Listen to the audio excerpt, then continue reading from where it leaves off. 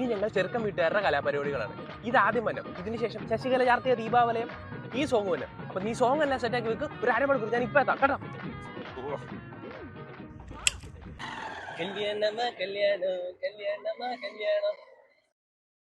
എടാ കോപ്പെ, പണ്ട് പോലെയുള്ള നിന്റെ ഈ കൊണച്ച സ്വഭാവം എല്ലാ പ്ലാനിങ്ങിലും മുന്നിൽ കാണും. എന്നിട്ട് കാര്യത്തോടെ എടുക്കുമ്പോൾ വലിയുന്ന ഒരുമാതിരി എന്നെക്കൊണ്ട് കൂടുതലൊന്നും പറയിപ്പിക്കരുത്. എടാ ഞാൻ ഇല്ലെന്നല്ലേ പറഞ്ഞേ, നീ വേറെ ആരെങ്കിലും കുട്ടി കളിച്ചു? എടാ മൈ, എടാ നീയല്ലേ അവന്റെ കല്യാണത്തിന് ഡാൻസ് കളിക്കാന്നും പറഞ്ഞ് പ്ലാൻ ഇട്ടേ? അതെ. നീയല്ലേ സോങ് സെലക്ട് ആക്കിയത്? അതെ. എന്നിട്ട് നീ തന്നെ ഇങ്ങനെ ഇപ്പൊ മുങ്ങിയ? ഒന്നുമില്ല, ഇത്രയും നാളെ കൂടെ നടന്നവന്റെ കല്യാണം അല്ലേടാ. എടാ അത് തന്നെയാടാ പ്രശ്നം. എന്ത്? എടാ കൂടെ നടന്നവന്റെ കല്യാണാണ്.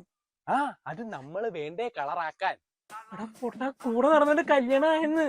അത് തന്നെ, അത് നമ്മള് വേണ്ടേ അടിച്ചു പൊളിച്ച് സൂപ്പർ ആക്കി നടത്താൻ. നീ ഇങ്ങനെ അടിച്ചു പൊളിച്ച് സൂപ്പർ ആക്കി കിടന്നു. എടാ കൂടെ നടന്നവന്റെ കല്യാണമായി. നാട്ടുകാര് വരെ ചോദിച്ചു.